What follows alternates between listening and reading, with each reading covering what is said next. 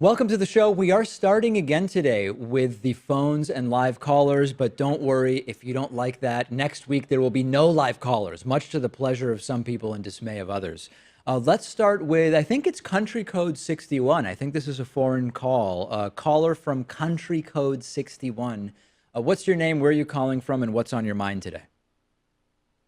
My name's Brendan. I'm from Australia, actually, and it's very early here. So I just wanted to ask you, do you really see a point in progressives debating the right-wing pundits? Because it seems like whenever they do, there's this whole bunch of re-uploads with videos titled such and such gets smashed by Ben Shapiro or Steven Crowder or something like that, because it just doesn't seem like it's worth it them debating them if they're not really changing anyone's minds. Okay, so two answers to that, right? So there's kind of two questions implicit in your question. One is it worth debating right wingers in order to change their or other right wing viewers' minds?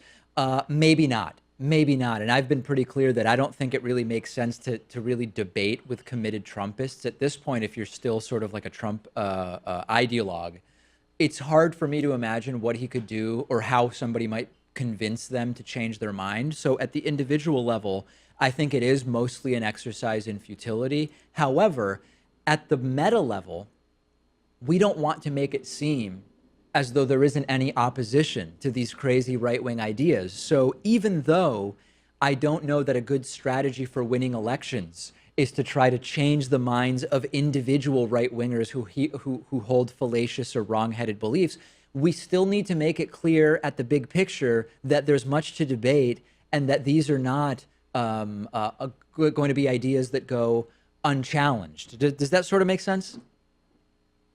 Yeah, I was mainly thinking like someone like Steven Crowder versus like Cenk Uygur or yourself, because I know Kyle Kalinske was recently asked if he would debate them, and he was like, "Yeah, not sure."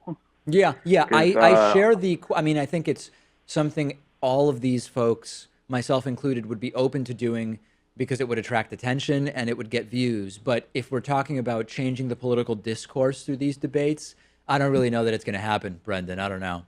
Really appreciate the call. Great to hear from our friends to the south in Australia. Hope to hear from you again. Very much appreciate it.